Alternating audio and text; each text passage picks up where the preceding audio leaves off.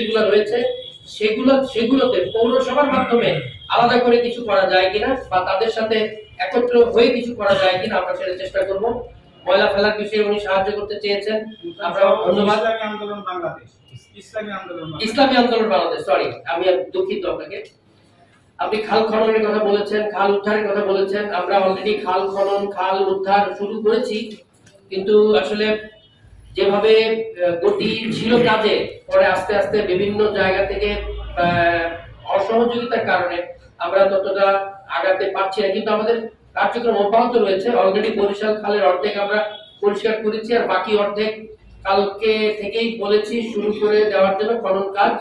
আর সৈদারবালি খালটা তো আমরা উদ্ধার করেছি, এখনো সেই আপনাদেরকে বলেছিলাম সেই একটি মসজিদ, এই মসজিদটির কারণে আমরা ওই খালটার কোনো কাজই করতে পারছি না। এখন মসজিদ একটা অনুভূতির জায়গা মানুষের, আমরা চেষ্টা করছি খালগুলো পুনরুদ্ধার করছি, খালগুলো খনন করছি।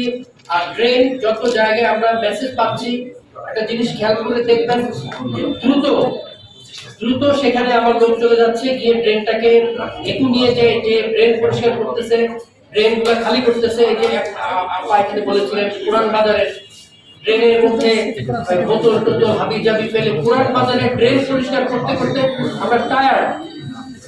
এত বেশি আবর্জনা ময়লা ওরা ফেলে, এত বেশি ভাবে ড্রেনটাকে ব্লক করে ফেলে, হোটেল ব্যবসায়ীরা বিশেষ করে।